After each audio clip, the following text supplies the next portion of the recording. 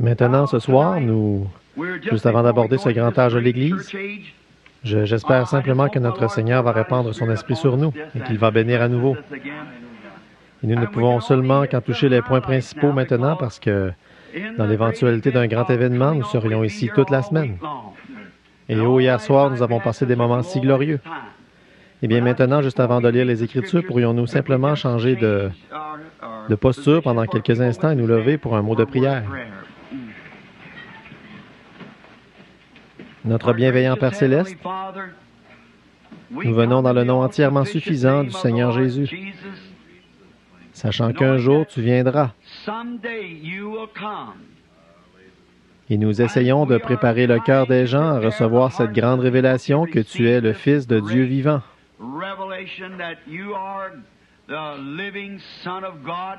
Pas mort, mais vivant pour toujours et vivant dans ton Église comme le témoin de la Pentecôte. De ce grand moment quand les temps de rafraîchissement venaient de la présence du Seigneur. Nous sommes si heureux de profiter de ces moments ici, après 1900 ans. Et Père, nous inclinons humblement la tête dans le respect pour ces grands hommes à travers les âges, ces étoiles que tu tenais dans ta main et desquelles tu as dit être les anges des âges de l'Église, les ministres. Combien nous te remercions pour le grand Saint Paul d'Éphèse. Combien nous te remercions pour Irénée, ô Seigneur Irénée, ton grand serviteur, et pour Saint Martin, et ce soir pour Saint Colomba. Seigneur, combien nous te remercions pour ces hommes. Au milieu du sombre romanisme, du paganisme qui s'introduisait dans l'Église, ils ont bravement pris position pour le message de la Pentecôte et la bénédiction. Ils parlaient en langue et opéraient de grands signes et des prodiges. Ils guérissaient les malades et ils ressuscitaient les morts. Beaucoup d'entre eux, Seigneur, ont été écartelés et tués et donnés en pâture aux lions. Et de grandes choses se sont produites. La terre est baignée avec le sang des justes. Et Père, leur sang crie aujourd'hui contre cette Église méchante et adultère. Et tu as dit un jour, quand tu as versé, l'ange versa sa coupe sur elle et le sang de chaque martyr fut trouvé en elle. Seigneur, aide-nous à être prêts à prendre position maintenant, car le temps arrive à sa fin. Alors que nous voyons cette bête à deux cornes s'élever de la terre, par de la masse et des foules de gens, avec des cornes semblables à celles d'un agneau, mais elle parlait comme le dragon. Nous croyons que cette heure est proche maintenant, Père. Quand ces églises sont en train de former une confédération, elles se rassemblent formant une image à la bête. Et ce sera terrible pour ce groupe, Seigneur, qui ne s'y joindra pas. Le vrai boycottage viendra. Mais à cette heure-là, tu as promis de prendre ton Église. Aide-nous, Seigneur. Avant qu'une seule goutte d'eau ne tombe, Noé était dans l'arche. Avant que le feu ne puisse frapper Sodome, Lot était parti. Père, nous croyons qu'avant que les puissances atomiques ne fassent exploser cette terre en morceaux, l'Église sera partie. Nous sommes si heureux, Seigneur, et nous savons que les bombes sont suspendues dans les silos ce soir. Et nous pouvons regarder vers le ciel et voir le Fils de l'homme se lever de son trône pour se diriger vers la terre pour l'enlèvement de son Église. Et nous savons que ses précieux pieds ne toucheront pas cette terre de péché à ce moment-là. Car comme Rebecca a chevauché le chameau et a sauté à bas du chameau, exactement entre la maison d'Abraham, là-bas dans le champ, elle a rencontré son époux. Ô Dieu, et l'Église rencontrera notre époux dans les airs, car nous les vivants qui serons restés, nous ne devancerons pas ou nous ne ferons pas obstacle à ceux qui se sont endormis.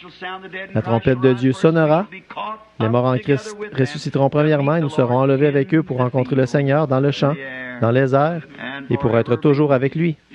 Oh, aide-nous ce soir, Seigneur. Donne-nous la douceur dans notre esprit et enlève toute amertume et toute indifférence de nous. Et puissions-nous ainsi ne faire qu'un avec le Saint-Esprit. Que l'ange de Dieu prenne le contrôle ce soir. Seigneur, je ne sais pas quoi dire à ces gens. Maintenant, j'ai l'histoire et les écrits de ce que tu as fait, mais seulement toi peux interpréter l'avenir. Alors je prie pour que tu l'accordes par le nom de Jésus-Christ. Amen. Bon, prenons maintenant le livre de l'Apocalypse. Et nous sommes ce soir à l'âge de l'Église le 4e âge de l'Église. Thyatire. Le grand âge de l'Église connu comme étant l'âge des ténèbres. Cet âge de l'Église a commencé en 606 et s'est terminé en 1520. C'était tout ce que je pouvais faire, le choisir. Beaucoup d'érudits choisissent Saint Patrick comme étant l'étoile ou chacune.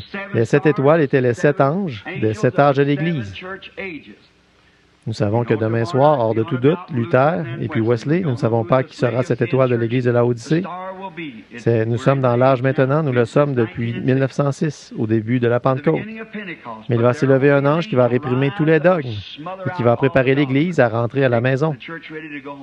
Maintenant, un certain maître dans l'esprit qui va paraître avec des signes et des prodiges. Maintenant, je prie que Dieu nous aide à le saisir. Sans ceci, en regardant bien, Saint Patrick est un grand homme. Et en prenant certains des anciens manuscrits, Saint Patrick n'était pas un catholique. Il a protesté contre l'Église catholique. Et pendant la période de la Réforme, ce dogme qu'ils avaient a été mis en évidence et a prouvé que Saint Patrick a protesté contre l'Église catholique. Que Saint Patrick était plutôt comme un homme d'organisation. Il avait sa propre école. D'abord, quand il a été kidnappé sur les rives de la mer, lui et ses 2 petites sœurs dont il n'a plus jamais entendu parler, elles ont été emmenées probablement à Rome et vendues comme esclaves. Il a lui aussi été enlevé et vendu comme esclave. Et on lui a donné un travail d'éleveur de porcs. Il dressait des chiens pour prendre soin de ses porcs et tout, et il venait à l'appel de différents grognements et choses qu'il donnait aux chiens, et cela a finalement été un moyen de s'échapper au fond d'un bateau, quand les chiens l'ont recouvert jusqu'à ce qu'il soit en pleine mer. Plus tard, il est allé dans son charmant pays, l'Irlande, et il a trouvé sa mère et son père toujours vivants. Et Saint Patrick était un neveu du grand Saint Martin.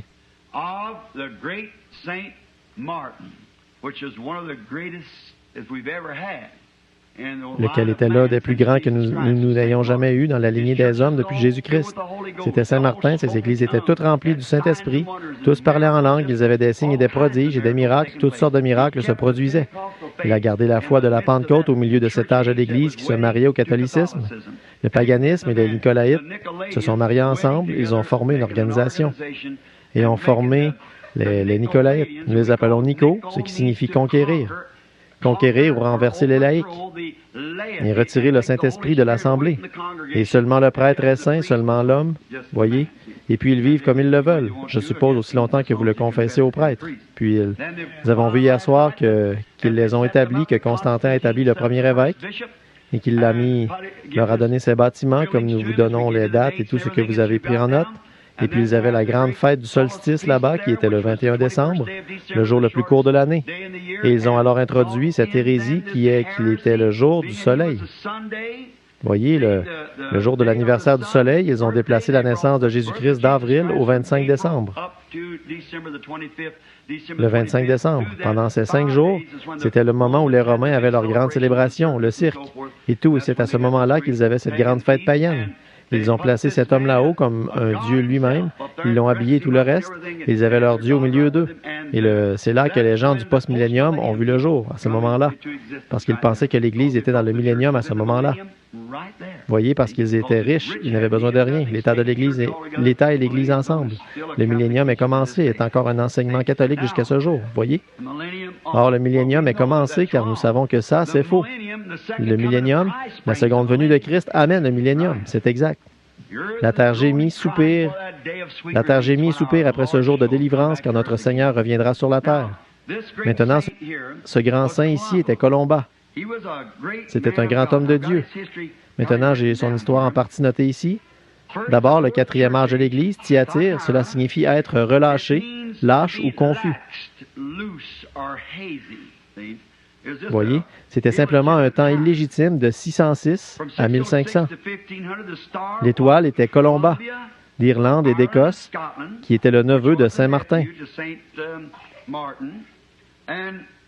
Il a vécu environ 60 ans après Saint Patrick, et donc son ministère a commencé environ 60 ans après celui de Saint Patrick.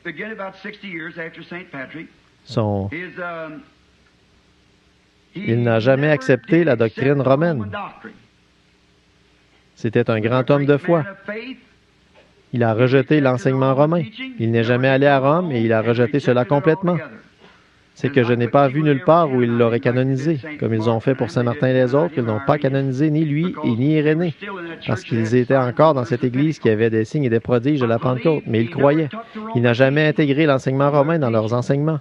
Il prit la Bible pour enseigner comme le faisait sa mère pieuse, la sœur de Saint Martin. Il n'a jamais pris les enseignements romains à aucun moment. Il enseignait que les signes de Marc 16 devraient accompagner tous les croyants. Amen, ça, c'est le genre de personne que j'aime. Quelqu'un qui croit, oui, monsieur. Il a entendu la voix audible de Dieu qui l'appelait. C'est un autre bon signe en sa faveur, voyez. Rien ne pouvait plus l'arrêter après ça. Il était parti. Ah oui, ah oui. Il était en route quand il a entendu la voix audible de Dieu. Un miracle, j'en ai plusieurs ici, mais si on ne prend que celui-ci, un des miracles était que lorsqu'il s'était rendu dans une certaine ville où le Seigneur l'avait envoyé, et les gens de la ville ne voulaient pas le recevoir, alors ils sont allés là-bas et ont essayé Ils ont pris des musiciens et ainsi de suite, et ont fermé les portes et ont essayé d'étouffer le son de sa voix en faisant jouer les musiciens. Et il a commencé à prêcher, cela a enterré les musiciens et les portes se sont ouvertes. Il est entré et il a prêché malgré tout. Il a converti tout le groupe. En voici un autre petit sur lequel j'aimerais particulièrement parler. Il est allé dans une ville. Les villes étaient fortifiées à cette époque-là, bien sûr. Alors il est allé dans la ville et ils l'ont rejeté. Comme il s'en allait, le fils du chef est tombé gravement malade. Et ils envoyèrent quelqu'un chercher le brave saint. Il est revenu et s'est couché sur le garçon mourant et il est revenu à la vie. Son Église était remplie du Saint-Esprit. Il ne voulait rien de moins, car chaque membre de son Église devait être rempli du Saint-Esprit. Et il protestait et haïssait fortement la hiérarchie de Rome. Je crois qu'il était l'étoile de l'âge. Que faisait-il? Avec le parler en langue, le baptême au nom du Seigneur Jésus, ils accomplissaient la chose même qu'ils avaient commencée. Si Dieu est infini et que c'est ainsi qu'il a établi son Église au commencement, elle doit demeurer la même, et elle l'a fait, même dans la minorité, tout au long. Elle était presque disparue ici, elle est revenue par Luther. Bon, nous voulons commencer maintenant et voir si nous pouvons commencer à passer au travers de quelques-uns de ces versets. Maintenant, nous allons commencer au verset 18. Écrit à l'ange de l'Église de Thyatire. Avez-vous remarqué à qui c'est adressé? Ces messages sont adressés à l'ange ou au ministre qui porte la lumière de cet âge de l'Église. Voyez? Maintenant, hier soir, nous avons vu, à la fin de cet autre âge de l'Église de Pergame, que l'ange de l'Église, dans la victoire de cet âge de l'Église, recevrait une pierre. Et dans cette pierre, maintenant, nous avons pris cette pierre et l'avons symbolisée. Cela signifie un rocher. Qu'est-ce que c'est? L'ange serait semblable à Pierre, appelé Pierre. Nous avons vu que votre nom a une incidence sur votre vie. Maintenant, je ne peux pas en dire trop parce que le diable a une fausse numérologie. Nous savons ça. Il donne une impression aux gens et tout ce qui devient du spiritisme. Et le spiritisme est du diable. Nous savons ça. Et c'est comme ça, vous devez être vigilant. C'est comme la raison pourquoi ils appelaient Jésus Béelzébul, un démon, vous voyez, c'est parce qu'ils pouvaient discerner les pensées de leur esprit. Vous voyez, mais il était la parole de Dieu. Et Hébreux 4 dit, la parole de Dieu est plus tranchante qu'une épée à deux tranchants. Elle discerne même les pensées, les intentions du cœur, de l'esprit. Voyez? Alors il était la parole. Il est la parole vivante, et la parole vivante vient en nous, et alors elle produit le même effet sur nous. Voyez? Le même, parce que c'est la même parole, voyez? C'est la même chose parmi nous. Et c'est comme ça. Et parfois, ceux qui ne sont pas dans cette classe parlent en langue et un autre l'interprète. Qu'est-ce que c'est? La parole faite chair de nouveau parmi nous. Et alors, nous remarquons là que cet ange allait recevoir l'ange de l'âge de l'Église qui a reçu la pierre. C'était une pierre blanche signifiant pas sa propre justice, mais la justice même de Dieu. Et dans cette pierre, il y avait un nom. Un nom que personne ne connaissait sinon celui qui la recevait. Il le recevait. Il le savait. Mais personne d'autre que lui ne pouvait le savoir. Alors quand vous entendez ces gens vous flatter en disant qu'ils sont Jean, qu'ils sont Paul, qu'ils sont Marie, qu'ils sont ceci, cela ou autre, ne le croyez pas. Parce que si c'était le cas, ils n'en diraient jamais un mot. Voyez, c'est vrai. Il doit le garder pour lui. Il le savait. Personne d'autre le savait, sauf lui. Mais il le savait parce que tout parfait vainqueur reçoit un nouveau nom de cette façon. Avez-vous remarqué qu'Abraham s'appelait Abraham? Mais quand Dieu est venu pour l'utiliser, il a changé son nom pour Abraham. S-A-R-A était Saraï. Mais quand Dieu s'apprêtait à l'utiliser, il a changé son nom pour S-A-R-A, Sarah, princesse. Saviez-vous que Jacob était un supplantateur. Ésaü signifie roux, poilu et roux. Un rouquin entièrement roux, c'est Ésaü. Maintenant, et Jacob était un supplantateur. Et un supplantateur est un trompeur. Ésaü n'a-t-il pas dit son nom n'est-il pas Jacob, supplantateur? Mais quand il a lutté avec le Seigneur toute la nuit et qu'il a vaincu, et qu'il a été béni, Dieu a changé son nom de Jacob pour Israël, un prince avec Dieu. Paul s'appelait Saul avant de rencontrer le Saint-Esprit sous la forme d'une lumière qui brillait sur lui. Son nom a été changé de Saul pour Paul. Simon, lorsqu'il a rencontré Jésus, il a changé son nom pour Pierre. Et quand Jésus a vaincu, son nom a été changé. Et il révélerait ce nom. Celui qui serait avec lui, qui vaincrait comme lui, a vaincu. Il a reçu un nom nouveau, et je lui révélerai mon nom nouveau. Voyez? Et tous les vainqueurs, je veux dire parmi ceux-là, les conducteurs et ainsi de suite. Maintenant, tous les enfants d'Israël n'ont pas changé de nom, bien sûr, c'est vrai. Mais ces grands conducteurs, quand ils ont vaincu, ils ont reçu un nom nouveau. Vous voyez comment ça concorde? De façon parfaite. Et là, nous avons vu qu'il obtenait aussi de la manne cachée. Or, la manne cachée est un type des pains de proposition. Les pains de proposition étaient réservés seulement pour les sacrificateurs, c'est vrai. Les pains de proposition n'étaient que pour le sacrificateur, et c'était une chose spéciale faite pour le sacrificateur, c'est-à-dire les conducteurs. Et cet homme avait vaincu. Toute l'assemblée recevait la manne, mais lui obtenait une manne cachée, spéciale ou une révélation spéciale. Oh, de qui était Jésus? Et ce qui le concerne. Tout à son sujet. Voyez, l'ange, il recevait cette révélation s'il avait vaincu.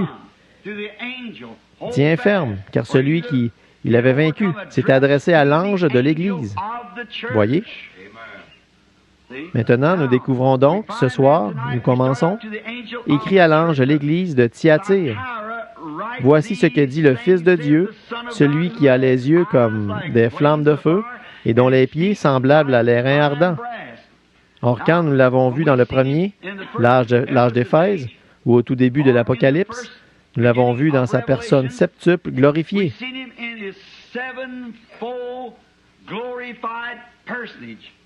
Ses cheveux. Nous voyons que Jean l'a trouvé au jour du Seigneur. Quand il vient maintenant, il est un sacrificateur. Quand il était ici sur terre, il est un prophète. Le prophète de Dieu. Maintenant, il a pris son propre sang et est allé devant le Père, ce qui fait de lui un sacrificateur. Quand il reviendra, il sera un roi. Prophète, sacrificateur et roi. Il était le prophète de Dieu, il était un aigle. Il était le sacrificateur de Dieu, il était un agneau. Quand il reviendra, il sera le lion, le roi de la tribu de Juda, pour régner. Mais entre son travail de sacrificateur, quand il aura quitté le sanctuaire, alors nous le trouvons debout là-bas. Et Jean a dit qu'il était dans l'esprit au jour du Seigneur. Pas le 7e jour, pas dimanche, cela est tout erroné. Nous l'avons découvert, nous l'avons cherché à travers les Écritures, c'était le jour du Seigneur. Ici, ceci est le jour de l'homme, la venue du Seigneur sera son jour. Et nous le trouvons au jour du Seigneur. Et quand il a vu le Seigneur, il avait des cheveux blancs comme la neige.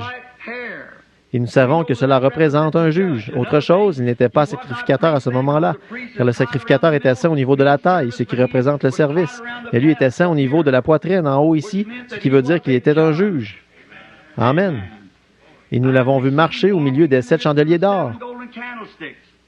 Et maintenant, là, nous sommes revenus à l'Ancien des jours, qui était blanc au jugement du trône blanc.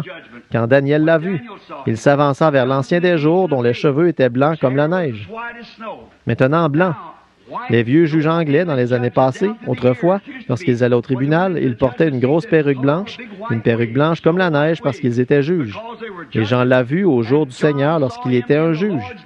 Amen. Maintenant, nous voyons que ses yeux étaient comme des flammes de feu. Ses yeux étaient alors comme des flammes de feu.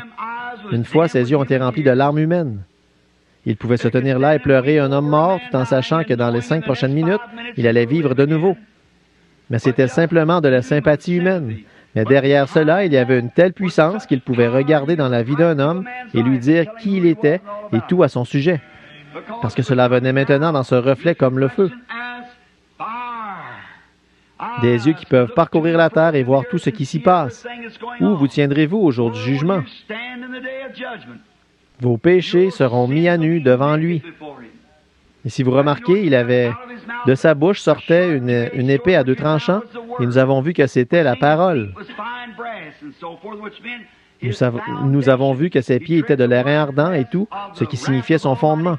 Il foula la cuve de la colère du Dieu Tout-Puissant et la foula aux pieds et prit le péché sur lui, et a traversé Agé, et il plut à Dieu. C'est vrai, et son fondement est notre fondement. Christ est le roc où je me tiens, a dit Eddie Perronnet.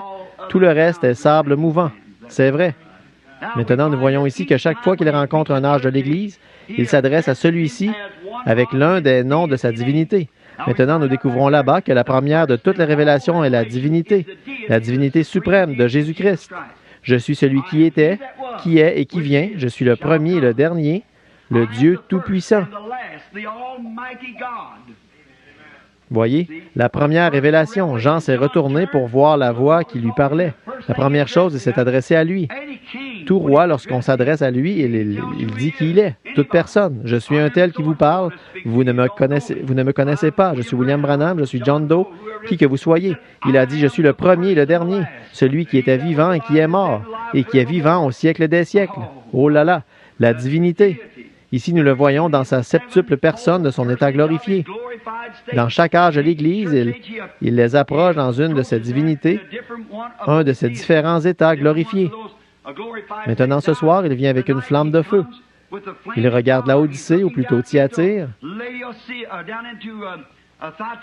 Ceci est l'âge où l'Église s'est mariée au catholicisme et au paganisme, où le nicolaïsme et le paganisme se sont mariés ensemble et ont formé et ont donné naissance à la première Église, une Église organisée. Et Dieu a dit que les œuvres de Nicolaïtes, qu'on trouvait chez les Éphésiens, là-bas, dans la petite Église de Pergame, sont devenues une doctrine. Il a dit que c'était une doctrine de Balaam. Et Balaam était celui qui avait enseigné à Israël à aller là-bas et de se livrer à la fornication, où il se livrait à des fornications avec Moab, qui est un membre d'Église tiède, ou de l'Église la plus répandue, la grande organisation. Et nous voyons que Dieu a dit que la doctrine nicolaïte, qui était a placé toute la puissance dans une Église et l'a mise à part pour en faire une organisation. Il a dit, tu la hais, et je la hais aussi. Il dit continuellement, je la hais. Je la hais, je la hais. Et cela a atteint son apogée ici. Voyez comment l'Église est presque disparue juste ici jusqu'à ce qu'il n'en reste qu'un tout petit peu, et ça, c'est l'Église dont nous parlons maintenant. Maintenant, en ce jour où cette révélation est venue, ou est venue pour cette Église, c'était un jour où Rome avait bâti sur les grandes pierres de leur lieu, faites de foin et de paille. Mais il s'adresse à cette Église en disant qu'il demeure toujours la flamme de feu qui regarde à travers le temps. Et sa fondation n'est pas faite de foin, de chaume, mais d'un airain solide, éprouvé dans la fournaise ardente.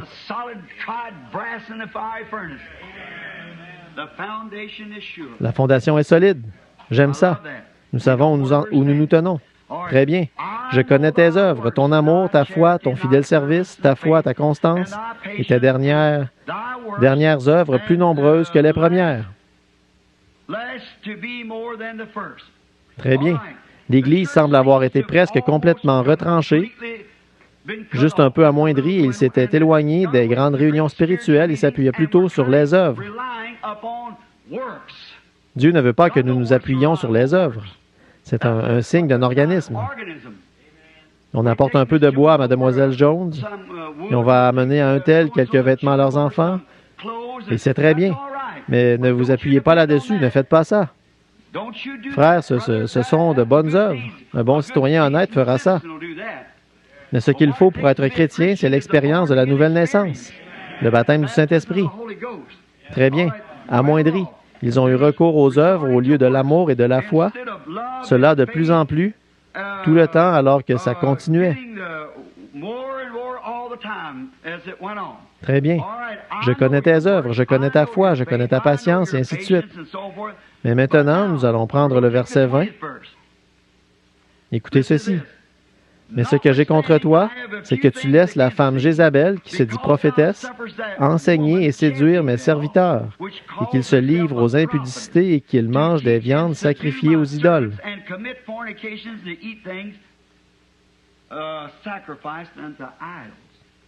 Maintenant, femme. Hier soir, qu'avons-nous découvert que la femme représentait? L'Église. Maintenant, nous voyons ici qu'ils étaient appelés des Nicolaïtes. La doctrine de Balaam, et maintenant, c'est devenu une Jézabel. Maintenant, Jézabel, si vous remarquez, c'est une histoire remarquable. Maintenant, si vous voulez le noter, commencez par un roi, environ à un roi vers le chapitre 16. Jézabel n'était pas une fille d'Abraham. Pas plus que ce groupe ici, la Rome païenne. Les Nicolaïtes étaient un groupe de chrétiens froids et formalistes et qui s'étaient séparés des vrais chrétiens, n'ayant apparemment pas la foi. Et ils voulaient rendre l'Église semblable à une loge, la même chose qu'ils ont aujourd'hui, comme une loge, sans inclure l'esprit. Les jours des miracles sont passés. Tout cela était pour un autre âge. Nous avons une confrérie, un bon maçon, club d'Oddfellow, n'importe quoi du genre qui produit ça. Et c'est très bien, mais cela ne prendra jamais la place d'une nouvelle naissance en Jésus-Christ, le salut de l'âme, cette vérité. Très bien, cette Jézabel. Bon, elle était une fille d'Abraham, c'est vrai, la princesse d'un idolâtre. À cette époque où la famille royale, sa famille royale était célèbre pour sa loyauté cruelle et sauvage envers Baal. Son père était un prêtre de l'idole d'Astarte. Je ne sais pas comment vous le prononcez, je l'ai simplement tiré de l'histoire. Akab a utilisé sa stratégie comme Constantin. Cette grande nation puissante était voisine d'Israël, alors c'est pourquoi qu'a fait Constantin hier soir? Il n'était pas converti. Il était un politicien.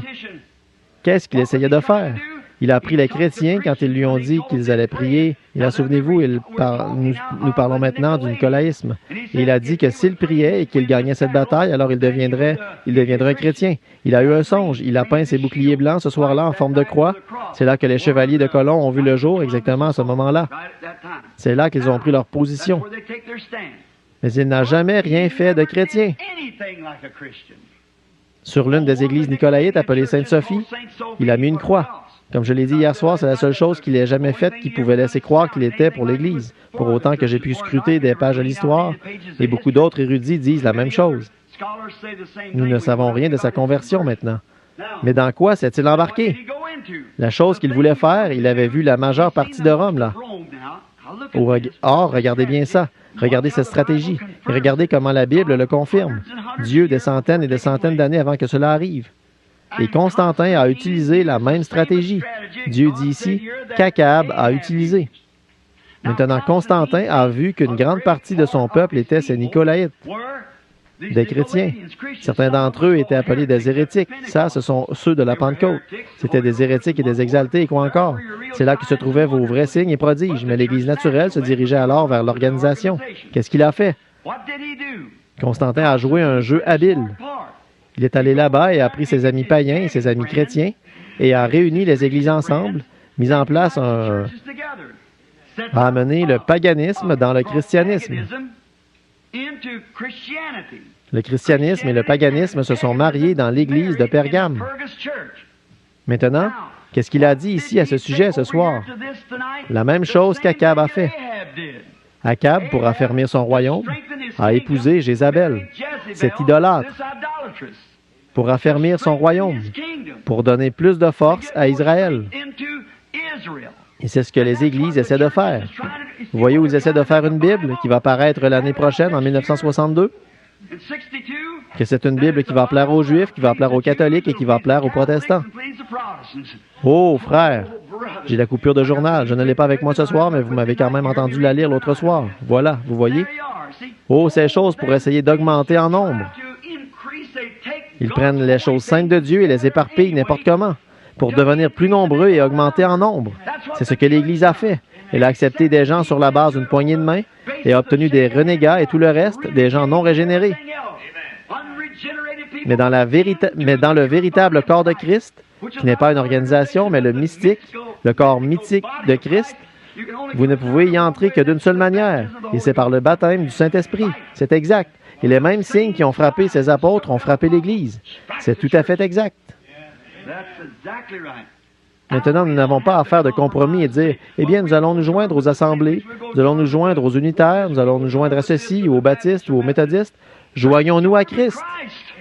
Restez libres de ces choses. Parce que chacune de ces organisations sont bien, mais elles ont leur doctrine et leurs choses.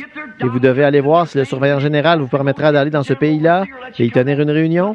Si vous n'enseignez pas exactement comme eux, ils vous expulsent. Vous ne pouvez pas vous en tenir à la Bible. Dieu ne peut pas le faire.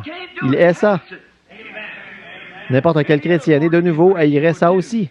Beaucoup de ces gens là-bas sont absolument, veulent faire, veulent servir et veulent fraterniser. Mais vous ne pouvez pas le faire, ils vous mettraient à la porte. Eh bien, laissez-les vous mettre à la porte. Continuez et recevez le Saint-Esprit quand même. C'est tout à fait exact. Mais vous voyez, ils veulent avoir ce dogme. Ils veulent vous avoir si vous avez beaucoup d'argent. Les baptistes avaient un slogan en 44, 1 million de plus en 44. À quoi est-ce qu'ils sont arrivés? Tout comme le grand évangéliste Billy Graham l'a dit lorsqu'il était à Louisville. Je vais dans une ville, il a dit Saint Paul allait dans une ville, il faisait un converti, il revenait l'année suivante, il en avait 30 issus de celui-là. Des arrière, petits-enfants de cette seule conversion. Il a dit, je vais dans une ville, j'en appelle 30 000, j'y retourne l'année d'après, je ne peux même pas en trouver 30. Et c'est ce qu'il a dit. Il a fait une bonne déclaration. Mais quand même, je ne crois pas que notre précieux frère avait raison. Il a dit, vous, prédicateurs paresseux, il a dit, je vais vous donner leur nom et adresse. Vous vous asseyez et mettez vos pieds sur le bureau et vous leur écrivez une lettre au lieu d'aller leur parler. Je l'admirais pour ça. J'aime qu'un homme soit ce qu'il est, pas un hypocrite. Tenez ferme et soyez ce que vous êtes. Oh, et j'aime ça. J'aimerais lui dire, Billy, qui était là-bas pour s'occuper du converti de Paul. Ce que c'était, Billy, si tu arrêtais de les laisser aller là-bas et serrer la main et prendre conscience et dire « Oui, j'accepte Jésus comme mon sauveur personnel » et que tu le laissais rester là jusqu'à ce qu'il meure et pourrisse, qu'il soit né de nouveau du Saint-Esprit, il ferait alors d'un nouveau converti. Frère, il est débordant de feu, vous ne pouvez pas l'éteindre. C'est comme une maison en feu par un jour de grand vent. Vous ne pouvez tout simplement pas le faire. Oh, il répand partout, mon frère, un vrai converti de Christ. Il ne peut pas rester tranquille. Il est parti. Oh, je suis si heureux. Oh là là. Le baptême du Saint-Esprit est l'ancienne mode qui embrase votre âme. Vous ne pouvez pas rester tranquille. Le vent souffle sur vous. Le vent impétueux va simplement continuer de souffler sur vous. Eh bien, je continue seulement d'y ajouter du bois et d'avancer. Oui, monsieur, personne n'avait à s'occuper du converti de Paul. Paul les amenait assez profondément en Christ pour qu'ils meurent à eux-mêmes et soient vivants en Christ, et lui s'occupait du reste. C'est exact. Voilà, c'est ça. Les frères baptistes sont bien, mais 1 million de plus, qu'est-ce que ça peut bien changer? Vous avez 1 million de noms de plus. Eh bien, asseyez-vous et inventez-en si vous voulez en ajouter là-dedans. C'est très bien, mais mon frère, ce que nous voulons, ce sont des noms dans le livre de vie de l'agneau, immolés dès la fondation du monde, lavés dans le sang, remplis du Saint-Esprit, avec des signes et des prodiges qui vous accompagnent. Cherchez dans l'histoire. Je souhaiterais que vous puissiez tous obtenir le concile de Nicée et lire ces choses pour voir combien ces martyrs ont tenu cette flamme de la Pentecôte. Je vous le dis maintenant, frères, vous les baptistes, les méthodistes et quoi que vous soyez, la vraie lumière authentique, ce n'est pas l'organisation pentecôtiste là, mais la vraie lumière authentique, c'est l'expérience de la Pentecôte. Depuis, j'étais des jours et des jours maintenant, ces histoires, je les ai scrutées dans tout ce que je pouvais trouver partout, et c'est cette flamme de la Pentecôte qui est restée vivante depuis la Pentecôte jusqu'à ce jour. Jusqu'à ce jour. Oui, monsieur, on l'a expulsée. Certains disent, eh bien, la grande Église catholique a résisté aux vagues. Eh bien, ça prouve qu'elle est la véritable Église. Bon, ce n'est pas une chose étrange pour moi, avec l'État et tout le reste derrière elle, qu'elle ait pu subsister. Mais ce qui est une chose étrange, c'est ce petit groupe qui s'est retiré, cette petite minorité expulsée, jetée en prison, sciée en morceaux. Comment ont-ils pu subsister? C'est parce que l'Esprit du Dieu vivant agit dans leur être. Et tous les démons de l'enfer ne peuvent pas prévaloir contre ça. Sur cette pierre, je bâtirai mon Église, et les portes de l'enfer ne prévaudront point contre elle. Voilà la chose véritable.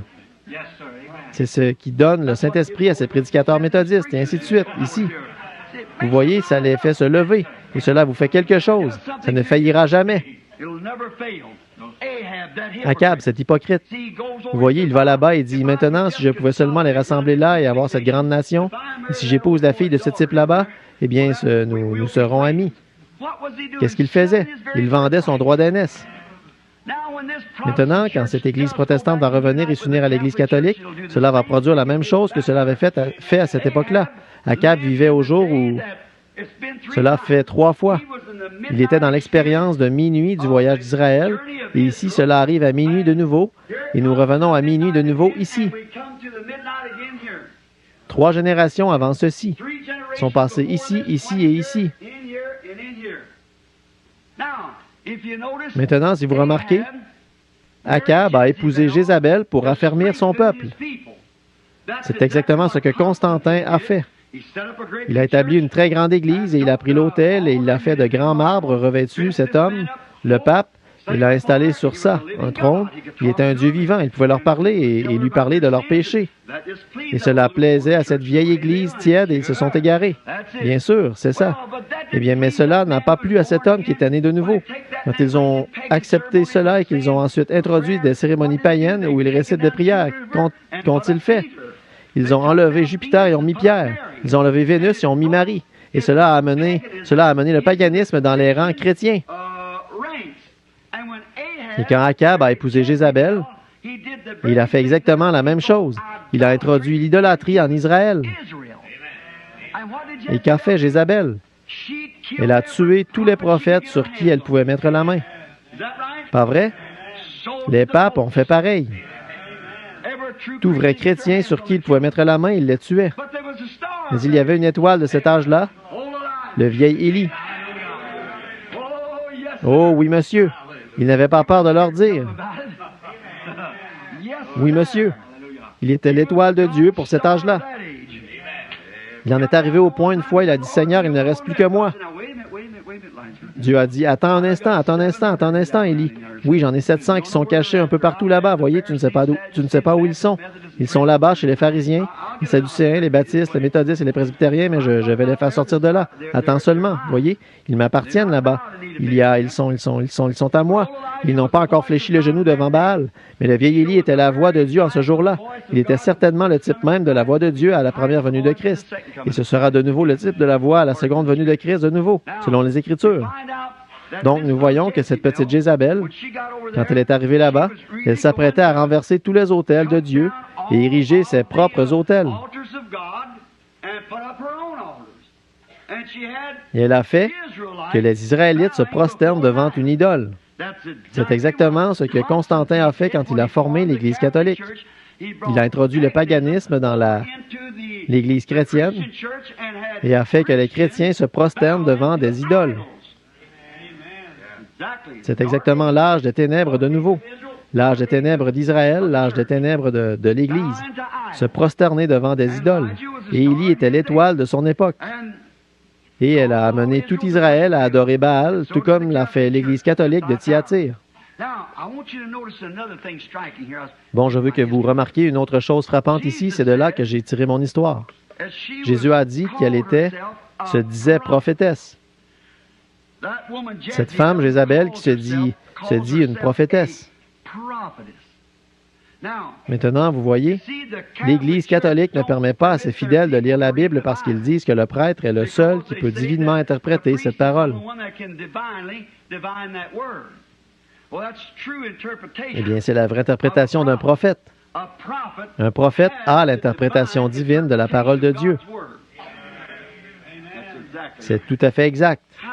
Comment une personne peut-elle appeler quelqu'un un prophète et ensuite dire qu'ils ont la mauvaise révélation? C'est tout aussi sensé que la filiation éternelle, vous voyez? Voyez, un prophète signifie celui qui interprète correctement. Celui à qui la parole du Seigneur est venue. La révélation lui est venue. Le mot prophète signifie un interprète de la parole divine. Jésus a dit, s'il y en a un parmi vous qui est spirituel ou prophète, moi, le Seigneur, je lui parlerai. Et si ce qu'il s'accomplit, alors écoutez-le, car je suis avec lui. Si cela ne s'accomplit pas, alors ne l'écoutez pas. C'est tout. C'était la parole divine de Dieu, et la parole du Seigneur est venue au prophète. Maintenant, alors ils ont dit que cette Église était un prophète. Souvenez-vous, cela est passé de ce nicolaïsme-là. Cela s'est changé pour un L. Vous le voyez? Une Jézabel. Or, hier soir, c'était la doctrine de Balaam. Voyez, la doctrine des Nicolaïtes et la doctrine de Balaam. Maintenant, Balaam est celui qui s'est prostitué avec Israël. Et qu'ont fait les Nicolaïtes? Ils ont formé l'organisation. Alors, mettez les deux ensemble et vous obtenez une L, l'Église. Bien sûr. Apocalypse 17, la grande prostituée qui est assise sur plusieurs eaux. Une femme, une prostituée. Qu'est-elle? Ou comment s'est-elle prostituée?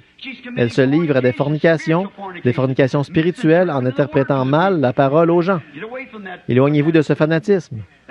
Ça, c'est du vrai fanatisme. C'est exact. Maintenant, vous voyez, elle se dit prophétesse.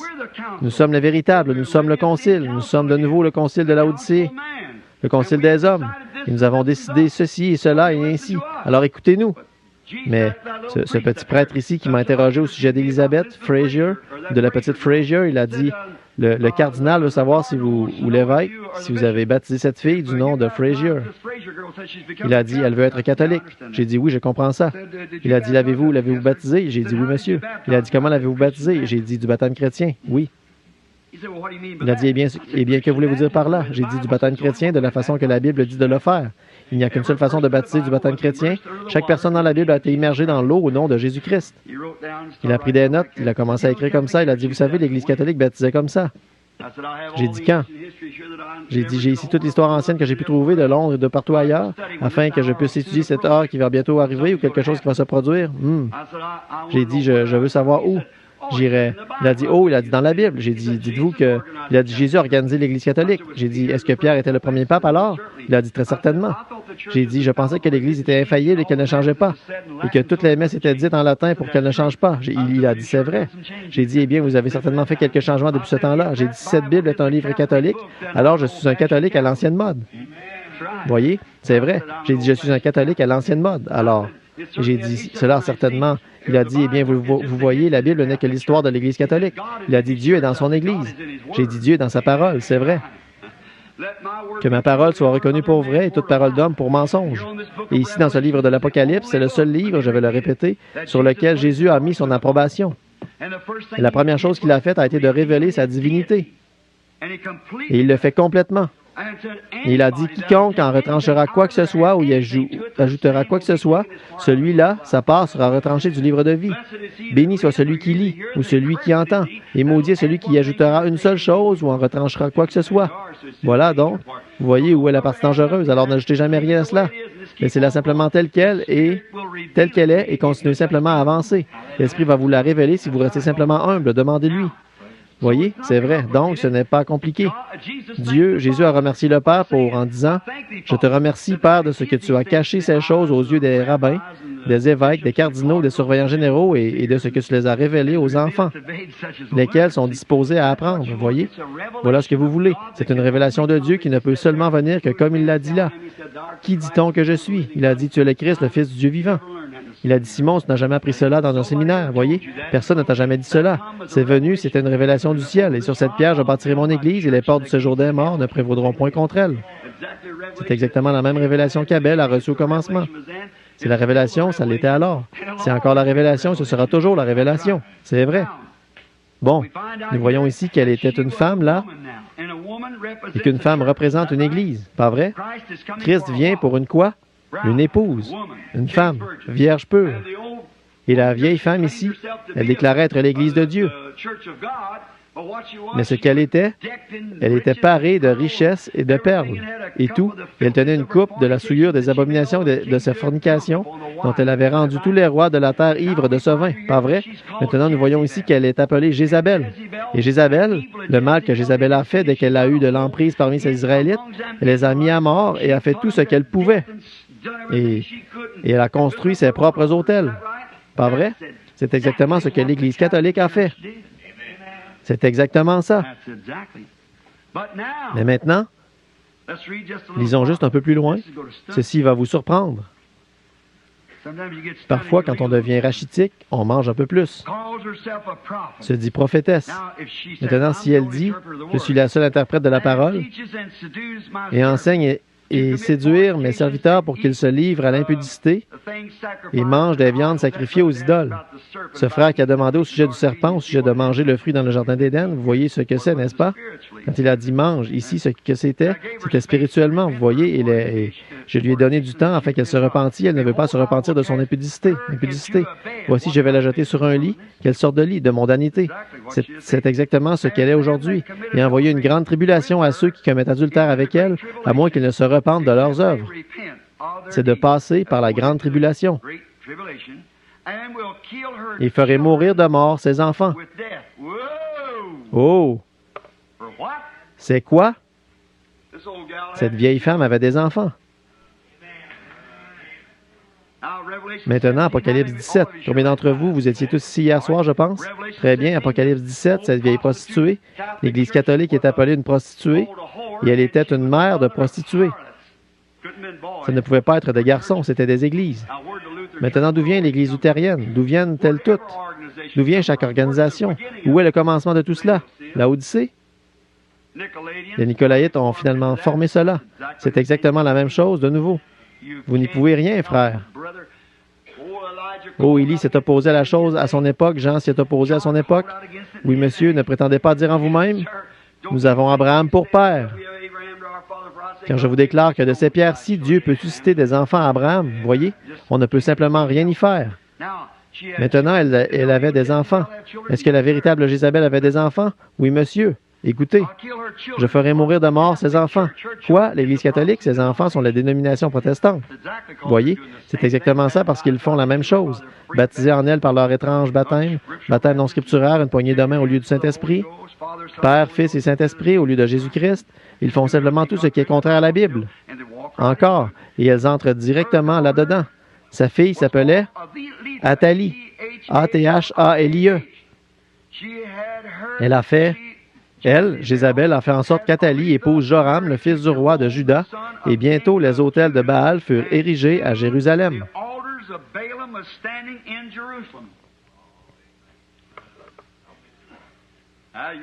Bon, vous n'avez pas besoin d'aller voir dans l'histoire pour ça. C'est la Bible, voyez. Sa fille Athalie a épousé le fils de Josaphat, qui était Joram. Et ses filles ont fait la même chose qu'elle. Oh là là! Ne pouvez-vous pas le voir? Vous voyez comment ces organisations ont fait, mes frères? Elles sont revenues tout droit par Luther et les autres, exactement, et elles se sont organisées ensemble au lieu de laisser le Saint-Esprit. Et les pentecôtistes ont fait exactement la même chose. Ils ne pouvaient tout simplement pas laisser le Saint-Esprit aller de l'avant et le faire à sa façon, et continuer. Et chaque lumière qui vient, examinez-la par la parole, et continuez. Ils ne pouvaient pas laisser le Saint-Esprit conduire. Ils devaient créer une organisation et se séparer de tout le reste qui viendrait. Ils sont retournés tout droit là-dedans et se sont remariés à cela. Exactement. Quand on va arriver à cet âge, attendez de voir ce qui vous attend ici sur le chemin. Voyez? Ils se sont remariés tout de suite. Jésus a dit ici, cette Jézabel, elle se dit prophétesse, et je la jetterai dans un lit de mondanité, et ferai mourir ses enfants aussi. Maintenant, quelle sorte? Avec une mort. Quel genre de mort ces enfants vont-ils subir? Vous voyez, ils sont maintenant morts. Morts spirituellement. Ils n'ont aucune révélation. Ils connaissent leur organisation, ils connaissent leur catéchisme, ils connaissent la doctrine de leur Église, mais quand il s'agit de connaître Dieu, certains d'entre eux n'en savent pas plus que Hottentot n'en connaîtrait au sujet d'une nuit égyptienne. C'est vrai. Quand il s'agit de vraiment connaître le Saint-Esprit, on se demande, ils veulent appeler l'Esprit de Dieu un devin ou un démon, parce qu'ils discernent les esprits et des choses là, et chassent les démons. Eh bien, il ne fait pas partie de notre organisation. Ce groupe-là, vous voyez, ils ne savent tout simplement pas. Et puis, ils l'étiquettent d'un nom de Jésus seul ou une sorte d'exalté ou quelque chose comme ça. Ils ne savent tout simplement pas. Il leur est proche quand cette chose sera dévoilée. C'est exactement ça. Dieu va le faire tout aussi sûr que je me tiens derrière cette chair.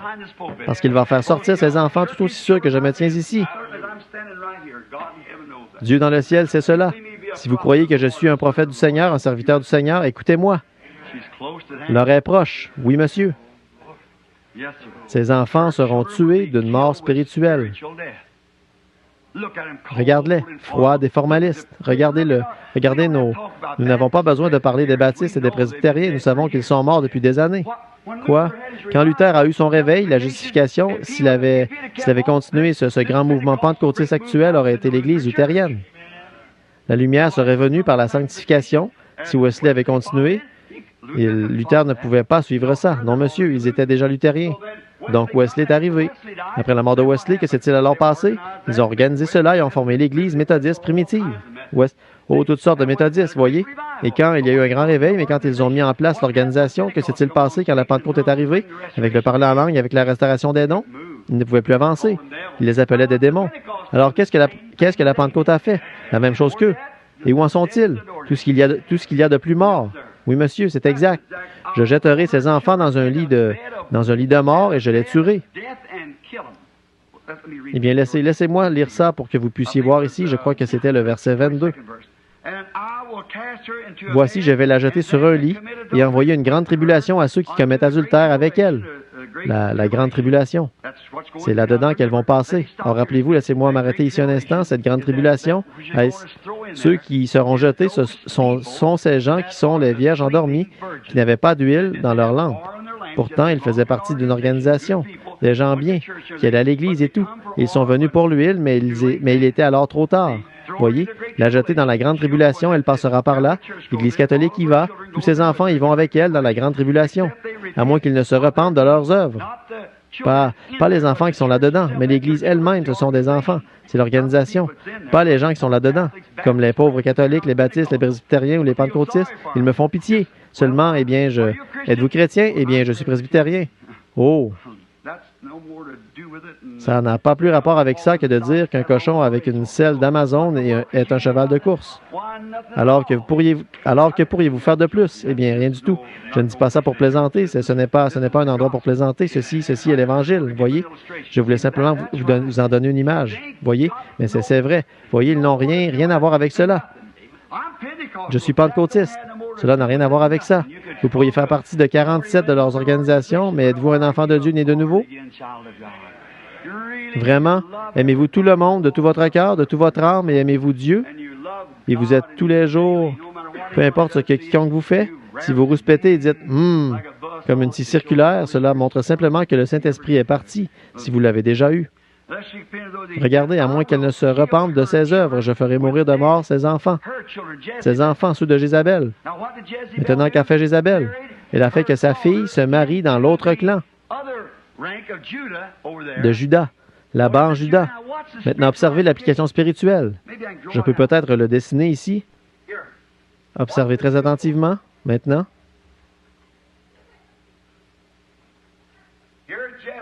Voici Jézabel et Israël. Mais ici, c'est Judas. C'est un type différent par ici, un autre.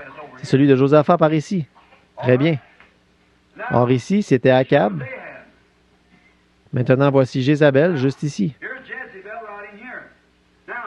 Donc, elle vient ici et incite tout Israël vers l'idolâtrie. C'est exactement ce qu'a fait l'Église catholique à son époque quand Constantin unissait les Nicolaïtes. Les formalistes froids, juste ici, dans l'Église et au paganisme. Ils faisaient du christianisme une forme païenne. Je ne veux pas vous blesser, vous qui êtes catholique, mais je suis responsable devant Dieu. C'est tout ce qu'est l'Église catholique. C'est une forme païenne de christianisme, du christianisme, des superstitions et des idoles et tout le reste. C'est exactement ça, juste une forme païenne. Là, c'est vrai. Même si je meurs à cet instant, c'est la vérité.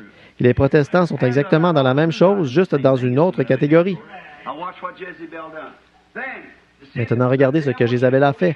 Puis, vous voyez, le diable, elle était tellement abandonnée qu'elle a pris ses filles. Elle a eu une fille née ici, et cette fille est allée ici voir ce grand saint homme qui prend et épouse son fils et amène la même chose par ici, par Josaphat, dans cette partie-là. Alors, le véritable Nicolaïte, les Nicolaïtes, les formalistes froids qui voulaient cette organisation, ils s'y sont mariés ici. Et maintenant, remarquez la même chose. Ils ont pris Jézabel ici, l'Église catholique, et en bas ici, elle prend sa fille. Ces organisations, Il la marie directement avec eux là-bas. Il leur fait la même chose. Tue ses enfants par la mort spirituelle. Elle s'organise et meurt, et avant longtemps, c'est que tout l'esprit est parti. Dites-moi, je vais vous poser une question, n'importe quel historien ici. Je sais qu'il y en a 5 ou 6 assis ici. Je veux que vous veniez me montrer une écriture ou un texte de l'histoire ou une de ces églises qui soit déjà tombée, puis qui soit retournée dans une organisation et qui se soit relevée avec un réveil. Dites-le-moi. Quand elles se sont organisées, ont-elles déjà eu un réveil après s'être organisées? Non, monsieur. L'Esprit les a quittés. J'inclus les pentecôtistes. Lorsque les bénédictions de la Pentecôte sont descendues et que vous avez tous parlé en langue, vous, les anciens qui avez eu de grandes bénédictions de la Pentecôte et tout, sont descendus, au bout d'un moment, vous avez eu ce que vous avez appelé le Conseil général, un organisme, c'est bien, mais pas une organisation. Avant longtemps, vous ne pouviez pas le supporter. Vous avez dû retourner et devenir un enfant du Satan et vous vous êtes organisé. Et ensuite, une autre lumière est venue au sujet du nom de Jésus-Christ. Puis ils sont devenus prétentieux et ont dit, « Béni soit Dieu, si vous n'avez pas le nom de Jésus, vous allez en enfer. Et nous, on l'a et vous ne l'avez pas. » Qu'ont-ils fait? Ils sont morts à ce moment-là dans leur course. Ils en ont fait une organisation, vous voyez. Au lieu de laisser la lumière circuler à travers l'Église, cela aurait automatiquement pris sa place. Mais vous vous êtes organisé. Qu'est-ce que c'est? Un enfant de Jézabel. Et ils sont tous morts, ensemble. Bon, je vais vous demander quelque chose. Est-ce que les assemblées de Dieu ou les unitaires ou n'importe quel autre d'entre eux s'est déjà relevé dans un grand réveil d'union? Pas du tout. Ce dernier réveil qui vient de passer, où le Saint-Esprit est descendu sur la rivière, beaucoup d'entre vous assis ici en ce moment, en 1933, et ce grand service de guérison qui devait se produire, il a dit, il balayera le monde. Et il n'est jamais venu par aucune organisation. Dieu est sorti du domaine du possible et a suscité un païen, presque, pour commencer ce réveil. Et regardez ce que cela a produit. Voyez, ces organisations, dès qu'elles s'organisent, elles sont mortes. Il a dit, je ferai mourir de mort ces enfants. Oh là là, je sais que vous, s'il vous plaît, ne m'en voulez pas, mais si je sais ceci, que je ne le dis pas, je suis un hypocrite misérable. Et Dieu me tiendra pour responsable. Je veux être comme Paul. Je vous ai annoncé tout le conseil de Dieu sans en rien cacher. C'est vrai, très bien, très bien. Maintenant, ils ont bâti des autels à Jérusalem. Maintenant, je veux voir, et quand Jézabel a épousé Akab, elle a amené des idoles pour qu'Israël se prosterne devant elle.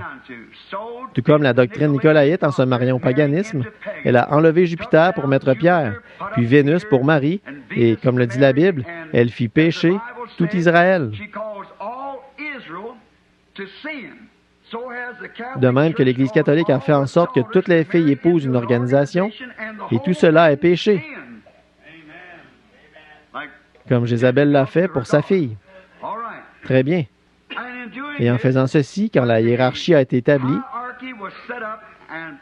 et le pape Boniface III, a pris son siège, ils avaient un Dieu sur un trône. Ils n'avaient plus besoin d'un baptême du Saint-Esprit dans l'Église. C'est vrai. Ils avaient leur credo et ils étaient formalistes. Et ils continuaient. Et quand l'organisation a accepté le même dogme, ils ont mis fin à la liberté du Saint-Esprit dans l'Église. Les baptistes, les presbytériens, les méthodistes et ainsi de suite, certainement qu'ils l'ont fait. Et graduellement, nous les voyons flétrir et mourir comme Jésus a dit au sujet de la vigne.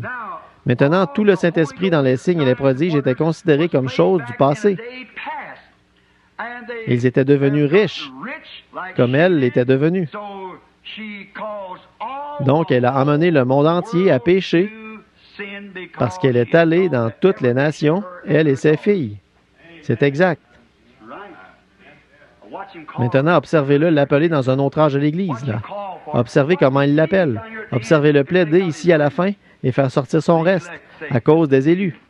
Juste quelques-uns, sans quoi aucune chair ne serait sauvée si les autres non. Comme il est écrit dans Apocalypse 13:6, vous aimeriez qu'on prenne ça juste un instant? Il a dit que cette femme fit que tous reçurent une marque. Tous reçurent une marque. Cette bête l'a fait. Elle fit que tous reçurent une marque. Que tous, pauvres, grands, qui qu'ils soient, une marque de la bête qui était l'Église catholique romaine. Soit cela où ils ont fait une image, Apocalypse 13:14, ils ont fait une image à la bête. Je suppose que vous êtes tous en train de lire ça. Si vous ne l'avez pas fait, eh bien, nous allons revenir et le relire. Apocalypse 13, 14. Et il séduisit les habitants de la terre par les prodiges qu'il lui était donné d'opérer en présence de la bête. Ça, c'est cette confédération de l'Église. Et d'opérer en présence de la bête, disant aux habitants de la terre de faire une image à la bête qui avait la blessure mortelle, le paganisme, est faite par l'épée et qui vivait au moyen de la papauté, de la Rome païenne à la Rome papale. Voyez? Lui faire une image. C'est quoi au juste? C'est tout simplement ce qu'ils sont en train de faire en ce moment même. Exactement, ils se dirigent dans cette confédération des églises. Toutes les églises appartiennent à cette organisation, toutes vont former un seul groupe. Maintenant, ils ont une Bible et le pape Jean les a tous invités à revenir. L'archevêque de Canterbury se promène partout. Avant longtemps, elles reviennent toutes directement à maman, parce qu'elles étaient des prostituées dès le départ, voyez? Ils disent, on va tous s'unir ensemble pour une seule grande cause, combattre le communisme. Ils ignorent que Dieu a suscité le communisme. Je peux prouver ça par la Bible. Il a même mis dans l'esprit de ces gens-là de venger les saints du sang qu'ils ont versé sur la terre. Dieu a organisé le communisme tout comme il l'a fait à l'époque du roi Nebuchadnezzar pour châtier Israël. Il a suscité le communisme et un jour, il va faire disparaître Rome de la carte. C'est exactement ça, Dieu l'a dit. C'est vrai. Je suis contre le communisme, c'est contre Dieu, bien sûr que ça l'est, mais ne faites pas trop attention à ce rideau de fer. Surveillez plutôt ce rideau pourpre. Rideau pourpre. Lisez le livre des martyrs de Fox et vous verrez ceci, c'est vrai. Maintenant, voyons où nous... Et alors, vous voyez maintenant ici qu'elle fait en sorte que tous, riches, pauvres, reçoivent une marque. Mais il y a une catégorie qu'elle ne pouvait pas toucher. Vous savez ça? Apocalypse 13, 8. Écoutez ceci. Laissez-moi lire ceci. Il se tint debout sur le sable de la mer. Puis je vis monter de la mer une bête qui avait 10 cornes et 7 têtes. Sur ces cornes, des diadèmes et sur les têtes des noms de blasphème. Ça, ce sont les 7 collines. Nous avons vu tout ça hier soir, vous savez. La bête que j'ai vue était semblable à un léopard. Pieds étaient comme ceux d'un ours et sa gueule, une gueule de lion. Le dragon, qui était le diable rouge qui se tenait devant la femme pour dévorer son enfant, ce qui représentait Rome, nous le savons tous, lui donna sa puissance et son trône et une grande autorité. J'ai vu l'une de ses têtes comme blessée à mort, le paganisme, voyez, mais sa blessure mortelle fut guérie. Le pape prend sa place, s'unit au christianisme avec les Nicolaïtes, et toute la terre était dans l'admiration derrière la bête. Le catholicisme s'est répandu dans toutes les nations qu'il y a sous les cieux. C'est vrai, comme Daniel l'a dit au sujet du fer qui se mêle à l'argile, et ainsi de suite. Et je vais vous donner un petit commentaire au sujet de ce fer et cette argile. Avez-vous remarqué, ou vous l'ai-je déjà cité, qu'à la dernière grande conférence qu'ils ont eue ici, où Khrouchtchev a enlevé sa chaussure et a frappé la table avec, il y avait 5 nations orientales rassemblées là. Il y avait 5 nations occidentales. Khrouchtchev dirigeait les nations orientales. Eisenhower dirigeait les nations occidentales. Il y avait là les 2 principaux dirigeants, les 2 gros orteils. Khrouchtchev, en russe, signifie argile. Eisenhower, en anglais, signifie fer. Nous sommes à la fin. Ils adorèrent le dragon parce qu'il avait donné l'autorité à la bête. C'est notre prochain message ici au tabernacle, vous comprenez? Ils adorèrent la bête en disant « Qui est semblable à la bête et qui peut combattre contre elle? » En d'autres termes, regardez ici. Eisenhower a un grand nom ici aux États-Unis. Mais à Rome, il n'est rien. En Russie, il n'est rien. Khrouchtchev est grand en Russie, mais aux États-Unis, il n'est rien. Mais il y a un homme qui est grand partout, c'est ce pape. C'est vrai. Organisons-nous et réunissons-nous tous.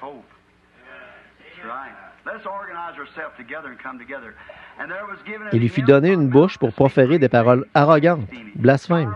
Il lui fut donné le pouvoir d'agir pendant 42 mois. Et il ouvrit sa bouche pour proférer des blasphèmes contre Dieu. Et enseignant des doctrines qui ne sont que des commandements d'hommes, emportés en fait d'orgueil, aimant le plaisir, ayant l'apparence de la piété, mais reniant ce qui en fait la force.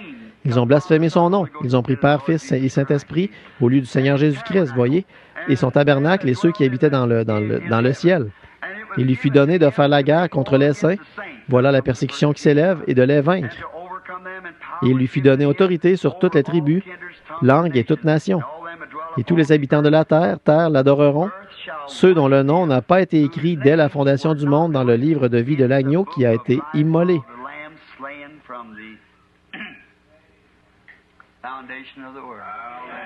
La fondation du monde.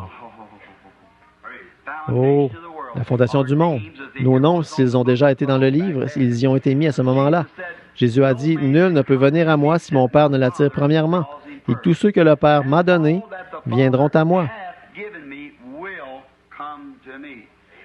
Mes brebis entendent ma voix. Ceci est la nourriture, voyez. Et un étranger, alors il peut dire, eh bien, je viens d'adhérer à l'Église, je suis aussi bon que vous. Ça, ce n'est pas de la nourriture de brebis. Voici la nourriture des brebis, assis ensemble dans les lieux célestes en Christ. Oh, il est si merveilleux, n'est-ce pas? Très bien. Maintenant, terminons sans tarder parce qu'il est, oui, nous avons dépassé l'heure à présent. Très bien. Mais je dis, voyons voir maintenant, j'ai le verset 23. Je ferai mourir de mort ses enfants, et toutes les églises connaîtront que je suis celui qui sonde les reins et les cœurs, et je vous rendrai à chacun selon vos œuvres. À vous, à tous les autres de Thyatire qui n'ont pas reçu cette doctrine, quelle sorte de doctrine est-ce que c'était? L'organisation. Les évêques, les archevêques et les papes, voyez, n'ont pas reçu cette doctrine. Or, dans la Bible, nous avons vu hier soir qu'Israël, en traversant Moab, ils n'étaient pas une nation. Ils habitaient sur la face de la terre et ils étaient un peuple libre. Pas vrai? Un type errant ça et là dans des tentes et tout. Il y en a de même pour les groupes pentecôtistes, la vraie Pentecôte. Ils errent ça et là, d'un endroit à l'autre, voyez? Très bien. Ils n'ont pas reçu cette doctrine, mais ils s'organisent et en font une grande organisation, qui n'ont pas reçu cette et qui n'ont pas connu les profondeurs de Satan. Maintenant, souvenez-vous que nous avons vu où se trouvait le trône de Satan. Hier soir, nous l'avons étudié à partir du tout début. Où était son trône au début? Babylone. Et Babylone, quand la hiérarchie, un grand prêtre roi de Babylone, était poursuivi par les Chaldéens conquérants, il est arrivé à Pergame et il a établi son trône. Vous voyez, il a déplacé son trône du pays de Shinéar à Pergame. C'est ce que nous venons de lire dans les récits historiques hier soir. Et maintenant, le voici qui commence là à former l'Église catholique, qui est toujours Babylone, la mère. Très bien, le trône de Satan. Et le trône de Satan, comme il les appelle, je vous dis, je ne mets plus de fardeau sur vous. Il n'y aura plus d'autres fardeaux, seulement ce que vous avez déjà. Cette petite minorité qui est là, voyez, qui a été évincée dans cet âge de ténèbres. Or, ça fait presque 1500 ans qu'ils ont subi cela. Seulement ce que vous avez, retenez-le jusqu'à ce que je vienne. Autrement dit, vous avez encore la bénédiction de la Pentecôte dans votre cœur. Retenez-la jusqu'à ce que je vienne vous donner du repos pour cet âge qui arrive dans le temps qui suit. Et à celui qui vaincra et qui gardera jusqu'à la fin mes paroles, je lui donnerai autorité sur les nations. Il les pètera avec une verge de fer, et comme on brise les vases d'argile, ainsi que moi-même j'en ai reçu le pouvoir de mon Père.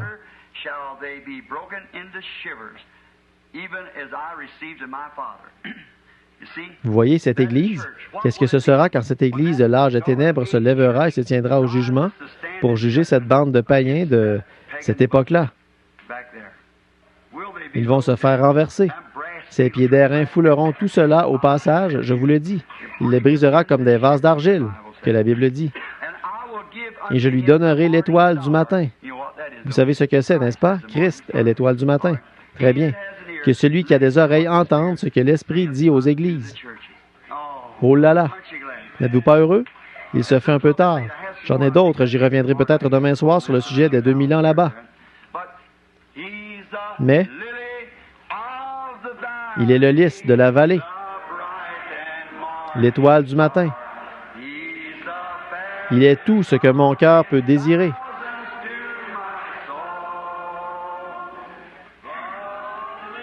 Le lys de la vallée. En lui seul, j'espère. Tout ce dont j'ai besoin, et me restaure complètement. Dans le chagrin, il est là. Il est mon repos. Toujours, il m'apprend à m'appuyer sur lui. Alléluia. Il est le lys de la vallée, l'étoile du matin.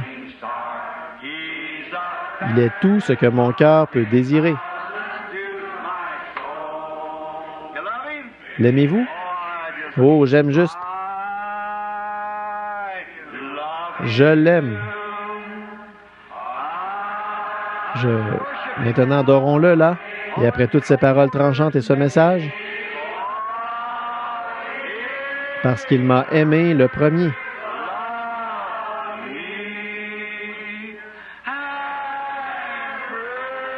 Et a acquis mon salut.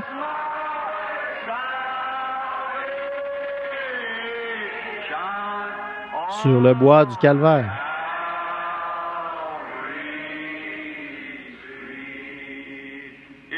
N'est-il pas merveilleux? Je l'aime. Maintenant, les choses que je n'ai pas pu aborder seront dans les livres, bien sûr, parce que nous ne pouvons pas apporter l'âge de l'Église au complet en un seul soir. J'ai pris cela un peu plus léger ce soir parce que je suis un peu enroué. Mais oh, n'est-il pas merveilleux? Oh, Il y a des gens presque partout dont le cœur est en flammes. Du feu tombé à la Pentecôte, qui les a sanctifiés. Oh, il brûle maintenant dans mon cœur. Oh, à son nom la gloire. Je suis si heureux de dire, je suis l'un d'entre eux. Oh, l'un d'entre eux. Je suis l'un d'entre eux. Je suis si heureux de dire, je suis l'un d'eux. Alléluia. L'un d'entre eux.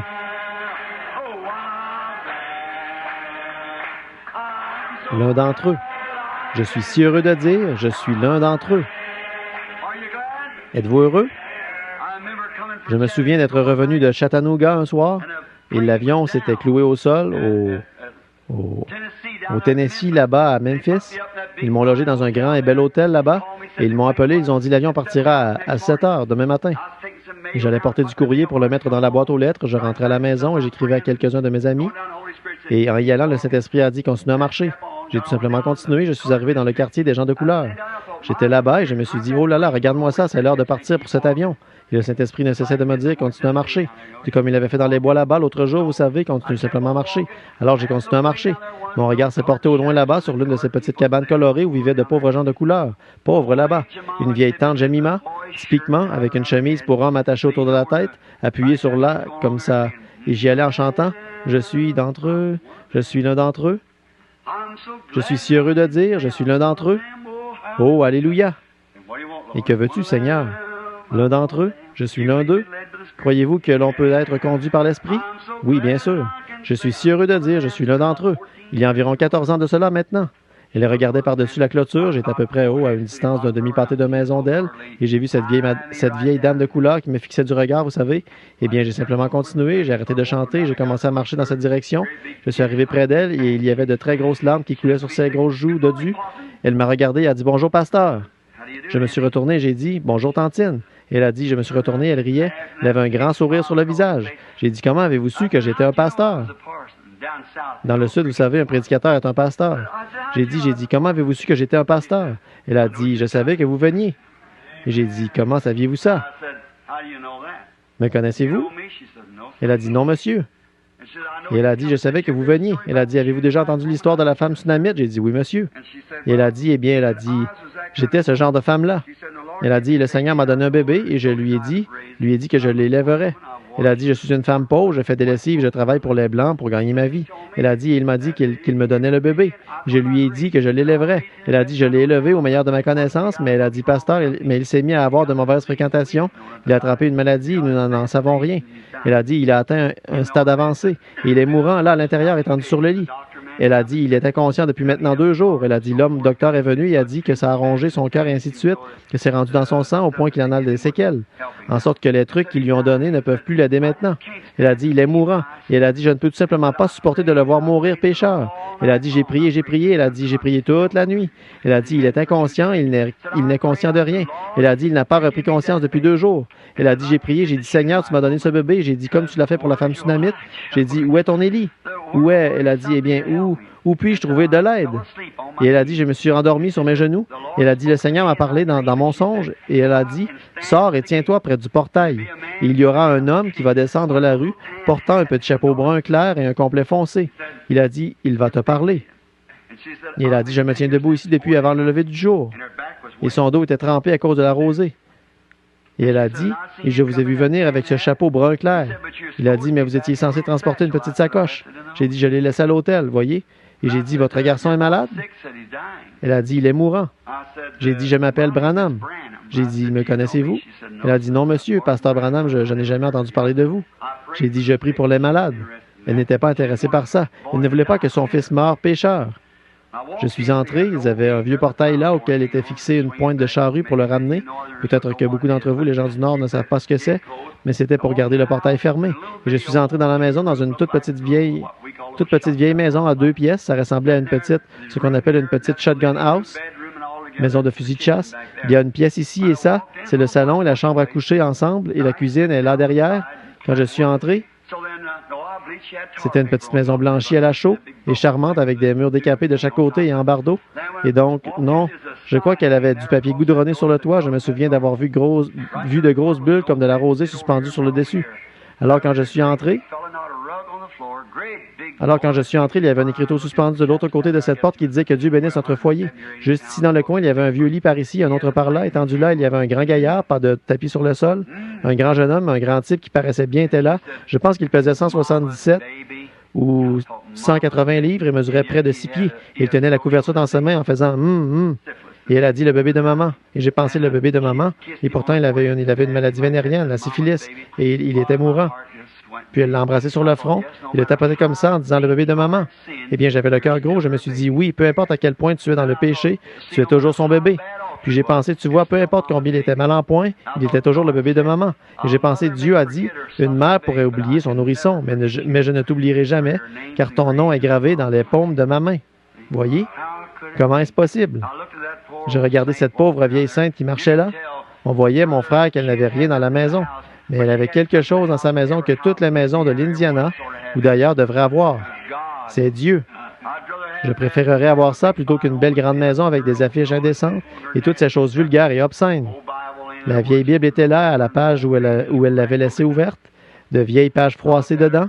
Je l'ai regardée et elle a dit, « Le pasteur vient prier pour toi, chérie. » Il faisait « sombre, Et j'ai dit, « Qu'est-ce qu'il dit? » Elle a dit, « Il ne sait pas. Le docteur a dit qu'il délire. » Elle a dit, « Il se croit quelque part en haute mer et il est en train de ramer dans une barque et il est perdu. » Et elle a dit, « C'est ce que je ne peux pas supporter, pasteur, de savoir que mon bébé est mourant et perdu. » Et elle a dit, « Je sais que vous êtes venu pour m'aider parce que le Seigneur me l'a dit. » J'ai dit, « Je vais prier pour lui. » Et j'ai dit, « Peut-être que le Seigneur va le guérir. » Elle n'était pas intéressée par ça. Elle voulait juste qu'il se lève et qu'il dise qu'il était sauvé.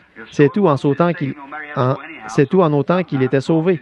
Peu importe, il doit partir de toute façon, alors un jour ou l'autre, en autant qu'il soit sauvé. Oh, si seulement on pouvait avoir cette attitude. Cette demeure éternelle là-bas, elle savait qu'elle vivrait de nouveau avec lui à ce moment-là. Elle a dit, si je pouvais seulement l'entendre dire qu'il est sauvé. J'ai dit, agenouillons-nous. Elle s'est agenouillée. J'ai tout simplement saisi ses pieds. Ses pieds étaient vraiment froids et collants. Je ne pouvais pas les couvrir avec la couverture, une petite couverture mince qu'elle avait mise sur lui, là. Et il ne portait que son caleçon, vous savez. Et donc, il la retirait comme ça, pensant simplement qu'il était dans la barque. Il l'avait saisi en pensant qu'il ramait. Il continuait à dire, « C'est si sombre, c'est si sombre. » Alors, elle a essayé de lui parler, et il continuait de dire, « C'est sombre et il fait froid, en ramant. » Alors, je l'ai regardé un peu, et elle s'est agenouillée là, et je lui ai dit, « Tantine, voudriez-vous nous conduire dans la prière? » Elle a dit, « Oui, monsieur. » Il n'y avait qu'elle et moi, le garçon et le Saint-Esprit dans la pièce, c'était tout. Cette vieille sainte a prié. Oh là là, quand elle lui parlait, vous saviez qu'elle lui avait déjà parlé auparavant. Oui, monsieur, elle savait à qui elle parlait. Elle a dit, « Seigneur, je ne sais pas ce que tu vas faire. » Elle a dit, « Mais tout est tel que tu l'as dit. » Oh là là, oh, je suis si heureux qu'il soit toujours le même Jésus qui était à cette époque-là avec ses saints. Il est toujours le même Jésus aujourd'hui. Et je ne lui ai jamais demandé au sujet de sa religion, s'il était baptiste, pentecôtiste ou quoi encore. Ce n'était pas de mon affaire. Je suivais simplement le Saint-Esprit et elle faisait la même chose. Nous voulions voir ce qu'il allait faire. Et ainsi, on s'est agenouillé et elle a commencé à prier. Quand elle a eu terminé de prier, elle s'est levée et elle l'a embrassé sur la tête en disant que Dieu bénisse mon bébé.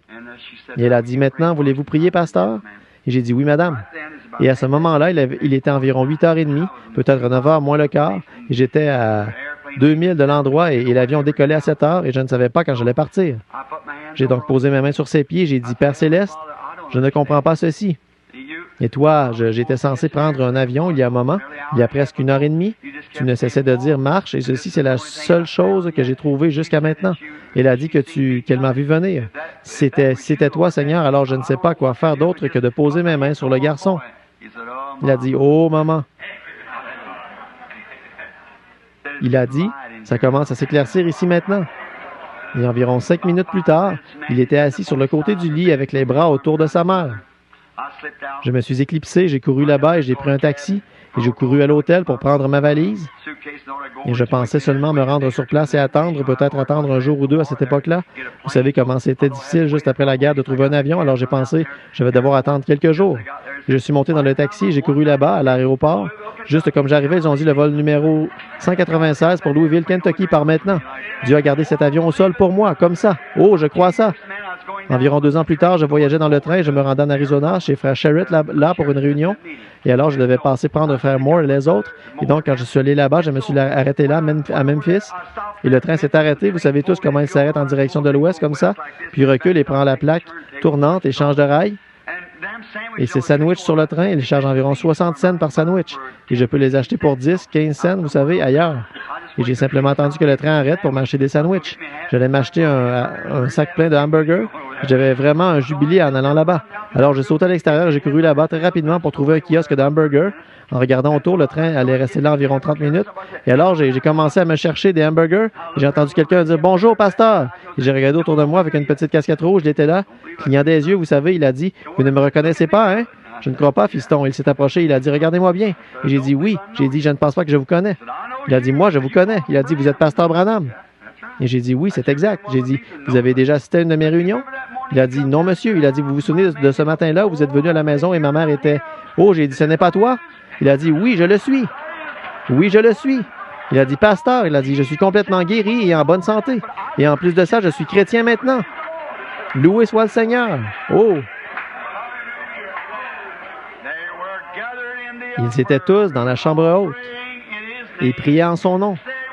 Ils furent baptisés du Saint-Esprit et de force pour agir. Ce qu'il fit pour eux ce jour-là, il le fera pour toi. N'êtes-vous pas heureux? Je suis si heureux de dire, je suis l'un d'entre eux.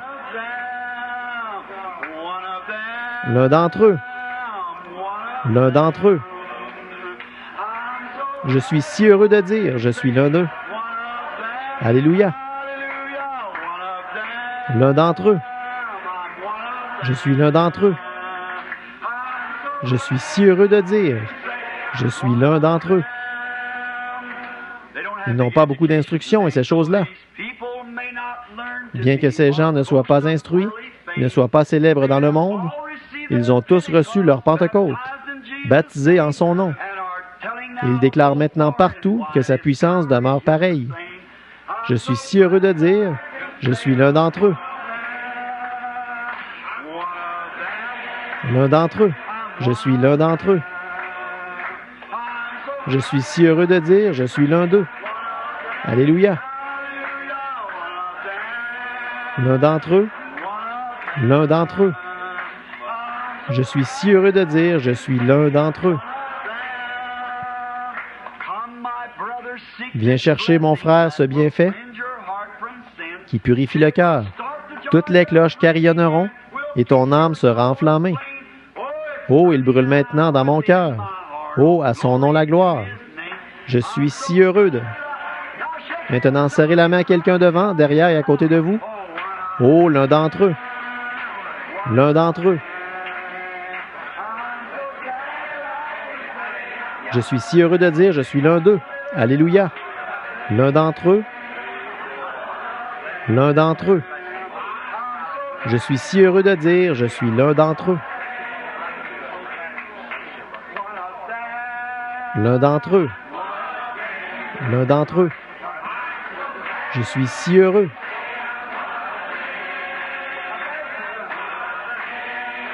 L'un d'entre eux. Je suis si heureux de dire, je suis l'un d'entre eux. Je suis l'un d'entre eux. L'un d'entre eux. Je suis si heureux de dire, je suis l'un d'eux. Alléluia. L'un d'entre eux.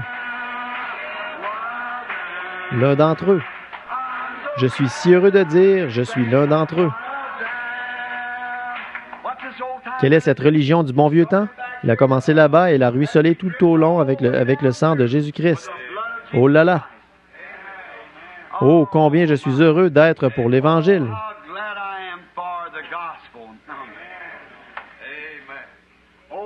Oh, oh oui, monsieur!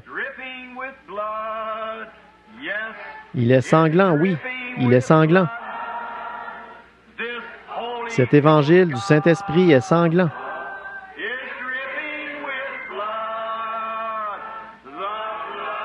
Du sang des disciples morts pour la vérité. Du sang des disciples, tous les martyrs morts pour la vérité. Cet évangile du Saint-Esprit est sanglant. Et quel genre d'évangile est-ce? Comme cela a commencé à la Pentecôte, voyez? Le premier à mourir pour cet évangile, c'était Jean-Baptiste. Voyez, il l'a reçu dans le ventre de sa mère, vous savez. Il est mort comme un homme. Ensuite vint Jésus. Ils l'ont crucifié.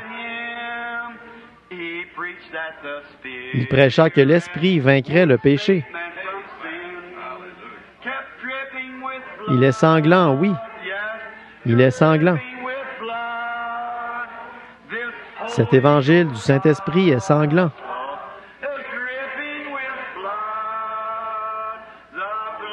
Du sang des disciples morts pour la vérité. Cet évangile du Saint-Esprit est sanglant. Vous ne pourriez pas en faire une organisation. Non, non. Il y a eu Pierre et Paul et l'apôtre Jean. Ils abandonnèrent leur vie pour que luise cet évangile. Ils mêlèrent leur sang avec les prophètes de jadis pour que la véritable parole de Dieu soit apportée avec droiture. Il est sanglant. Oui, il est sanglant. Cet évangile du Saint-Esprit est sanglant. Du sang des disciples morts pour la vérité.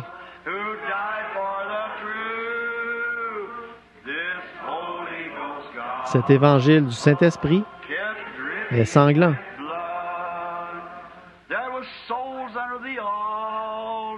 Des âmes sous l'autel qui s'écriaient combien de temps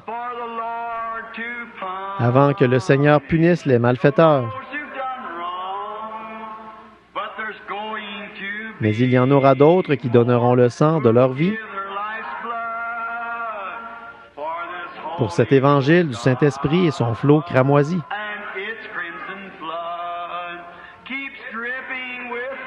Il est toujours sanglant. Oui, il est sanglant. Cet évangile du Saint-Esprit est sanglant. Du sang des disciples morts pour la vérité. Cet évangile du Saint-Esprit est sanglant.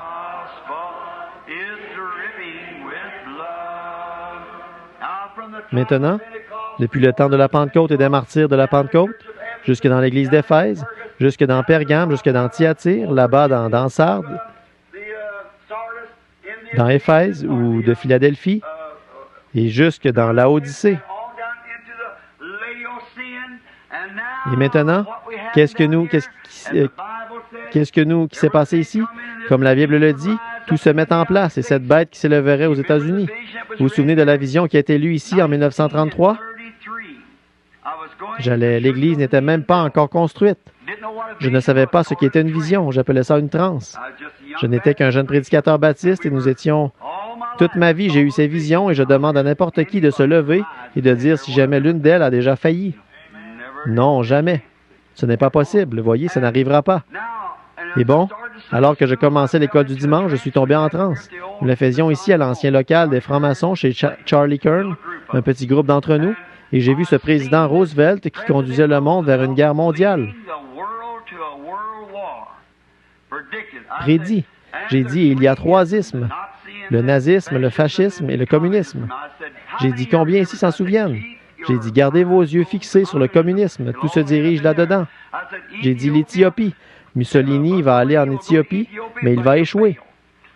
Et j'ai dit, nous irons finalement en guerre contre l'Allemagne, mais j'ai dit, l'Allemagne sera fortifiée derrière une grande masse de béton. 11 ans avant que la ligne Maginot ne soit construite. 11 ans. J'ai dit, puis après la guerre, nous allons finalement la gagner. Et une fois que la guerre sera terminée, il arrivera que la science inventera de grandes choses. Et j'ai dit, quand ils feront une automobile, et les automobiles vont sans cesse se transformer. Vous savez à quoi elles ressemblaient en 1933? Alors j'ai dit, elles vont devenir semblables à un œuf, elles auront la forme d'œuf. Car j'ai vu sur une autoroute, une très grande autoroute principale, une voiture qui roulait sur la route et qui n'avait pas de volant à l'intérieur. Elle était contrôlée par une puissance. Ils l'ont en ce moment même.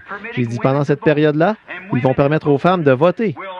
Et les femmes, en votant, vont finalement... J'ai dit, cette nation est une nation de femmes. Elle est caractérisée par une femme. C'est une femme tout au long dans la prophétie, partout.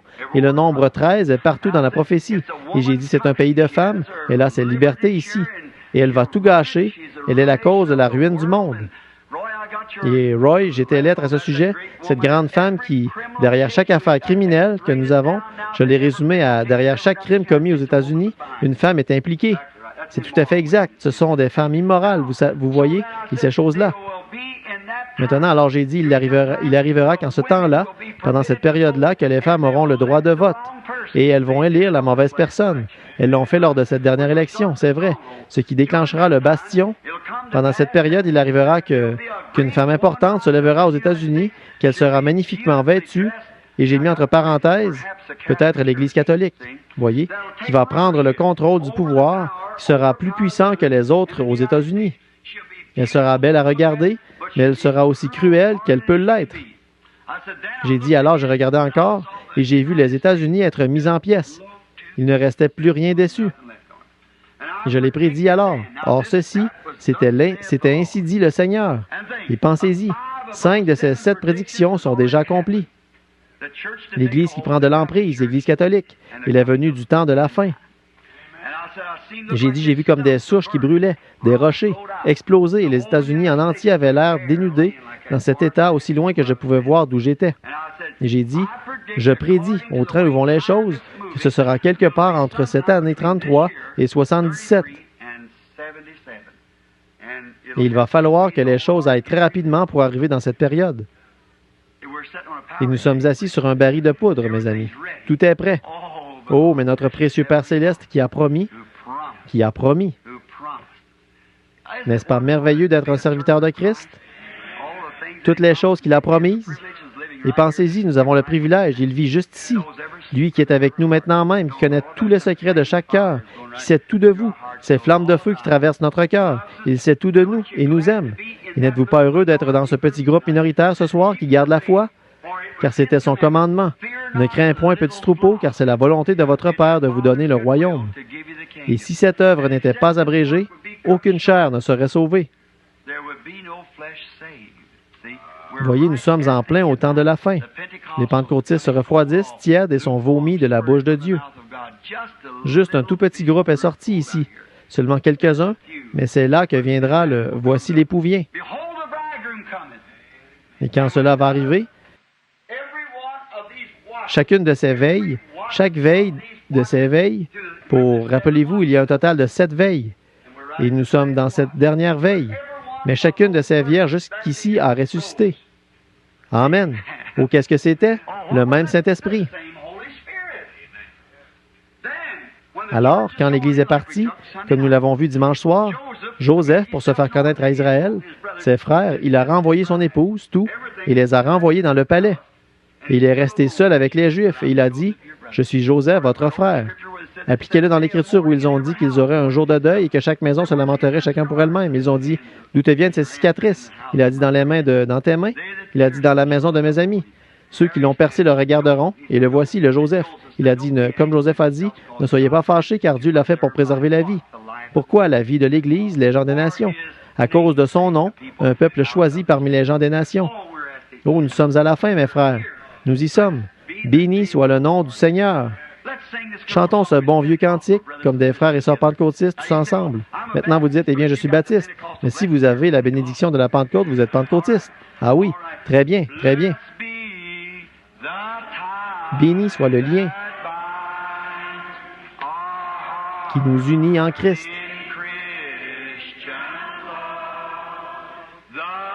Le saint amour, l'amour divin. que verse en nous l'Esprit.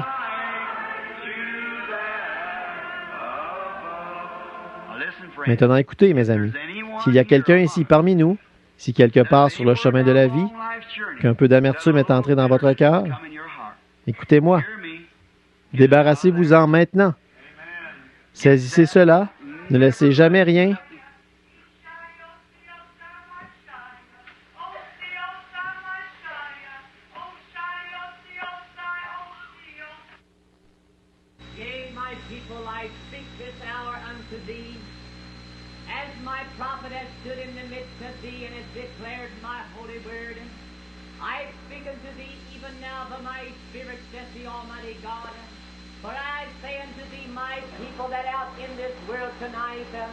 Yea, I have spoken days gone by concerning these things, even this very hour their great plans being made.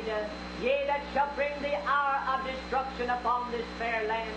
Yea, even in this world tonight there are spiritual forces being gathered together that shall come against thee, my people.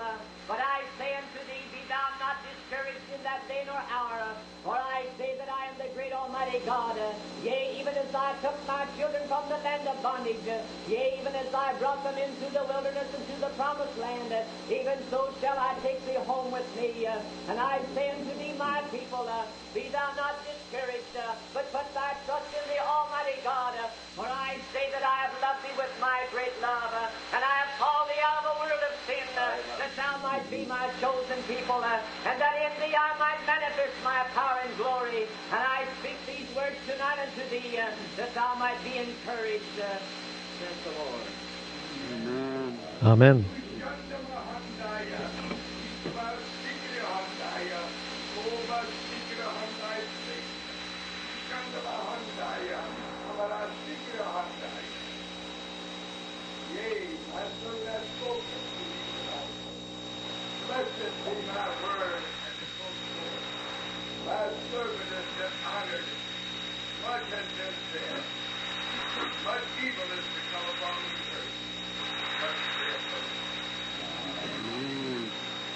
Amen.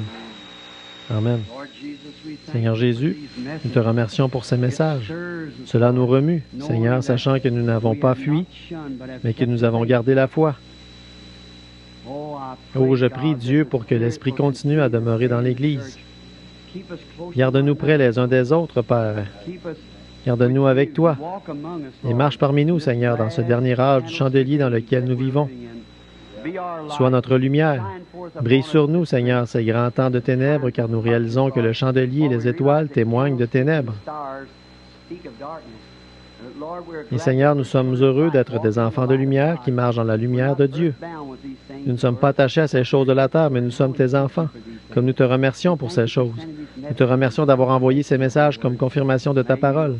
Puisses-tu toujours être honoré parmi nous, Père. Puisses-tu nous garder de toute amertume de la terre. Garde-nous sanctifiés afin que nos vies soient pures, propres et saintes devant toi. Que le sang de Jésus-Christ fasse cela pour chacun de nous, Seigneur. Enlève de parmi nous quoi que ce soit qui ne soit pas bien. Enlève-le de nous, Seigneur. C'est l'heure de se sonder. Ces réunions sont dans ce but pour sonder notre cœur. Tu as dit que ces flammes de feu de tes yeux ont sondé et connaissent ce qui règne dans le cœur. Tu le fais certainement, Père. Et tu nous as répondu et ensuite tu nous as dit d'être prêts car l'heure approche. Oh, combien nous te remercions pour cela, Père. Nous le ferons avec tout ce qui est en nous, par ta grâce. Amen. Oh, ne l'aimez-vous pas? Maintenant, s'il y avait un étranger parmi nous, c'était comme ça que c'était au commencement. Quand Jésus était ici sur terre, il a dit que quelqu'un l'avait interrogé au sujet du mariage et du divorce ou quelque chose comme ça. Il n'en était pas ainsi au commencement. On doit retourner au commencement.